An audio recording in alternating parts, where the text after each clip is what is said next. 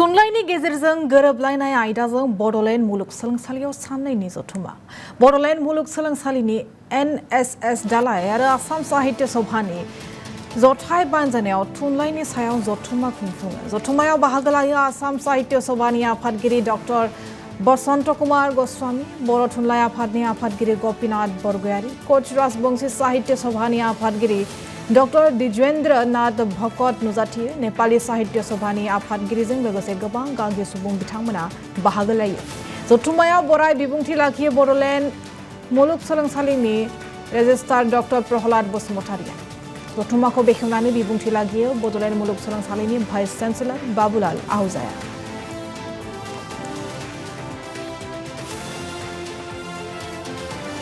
बेवहाय national service of science, Bodoland university, Assam Sahitya Sabha जयै थुनलाइनि गेजेरजों गोरोबलायनाय बिनि सावरायनाय हाबाफारि लादों।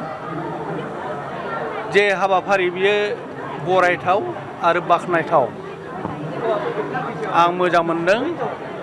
जोंहाबो माखासे बुंनांगौ बाथ्रा दंखाय बाथ्राया जादों थुनलाइनि गेजेरजों जोंनि गेजेराव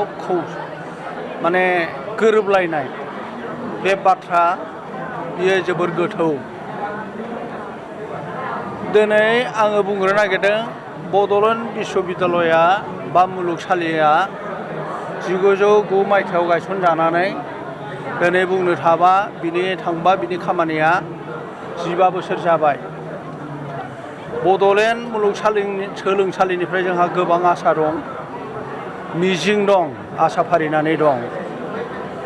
मानो होननानै बुङोबा दुलाराय बर' फरायसा आफादनि गेजेरजों दाबिनायनि गेजेरजों बियो 2003 मायथाइनि BTC गोरोबथाजों मोनबोफानाय मोनसे मुलुगसोलोंसालि।